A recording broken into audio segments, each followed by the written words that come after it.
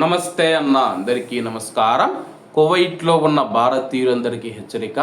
కువైట్లో ఇటీవల కాలంలో పోలీసులమని చెప్పి వీడియో కాల్స్ చేస్తూ మీ యొక్క బ్యాంకు వివరాలు కావచ్చు, ఓటీపీ కావచ్చు, వ్యక్తిగత వివరాలు, బతాకా కావచ్చు, ఇతర వివరాలు అడిగి తెలుసుకుని ప్రజలనైతే మోసం చేస్తూ ఉన్నారు. తాజాగా ఒక పాకిస్తాన్ వ్యక్తి మనం చూసుకుంటే కువైట్ పోలీసుల వల్లే నటిస్తూ అయితే ఒక వ్యక్తికి ఫోన్ చేయడం జరిగింది.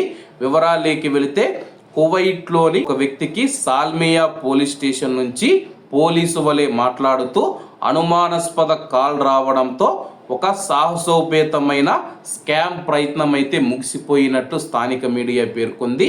పోలీసు అధికారిగా నటిస్తూ కాల్ చేసిన వ్యక్తి భద్రతా విధానాల నెపంతో ఆ యొక్క వ్యక్తి సివిల్ ఐడి అడిగాడు. కానీ ఆ యొక్క వ్యక్తి అనుమానం పెరిగి కాల్ చేసిన వ్యక్తి పోలీసు యొక్క ఐడి చూపించమని డిమాండ్ చేశాడు. అప్పుడే అతడైతే దొరికిపోవడం జరిగింది. నువ్వు నన్ను బతాకా అడుగుతూ ఉన్నావు, నా వివరాలను అడుగుతూ ఉన్నావు, నువ్వు కువైట్లోని మినిస్ట్రీ ఆఫ్ ఇంటీరియర్లోనే పనిచేస్తూ ఉన్నావు అన్న గ్యారంటీ ఏమిటని చెప్పేసి అడగడంతో అక్కడ అతను దొరికిపోవడం జరిగింది.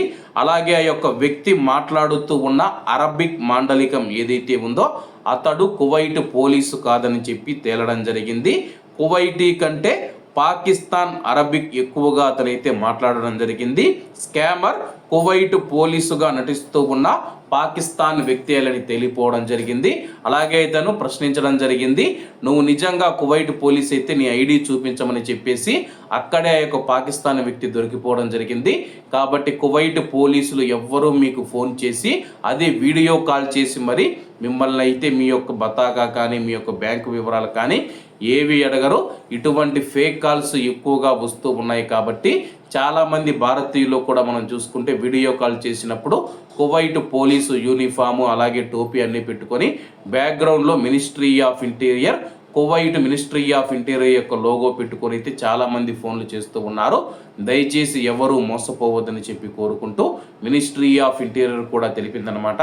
కువైట్ పోలీసులు కానీ బ్యాంకు అధికారులు కానీ కువైట్ ప్రభుత్వ అధికారులు ఎవ్వరూ ఫోన్ చేసి మీ యొక్క ఓటీపీలు కానీ బ్యాంకు వివరాలు కానీ ఏమీ అడగరని చెప్పేసి తెలియజేశారు. కాబట్టి అందరూ బాగుండాలి, అందులో మనం ఉండాలి. అందరికీ నమస్తే అన్న, జై హింద్.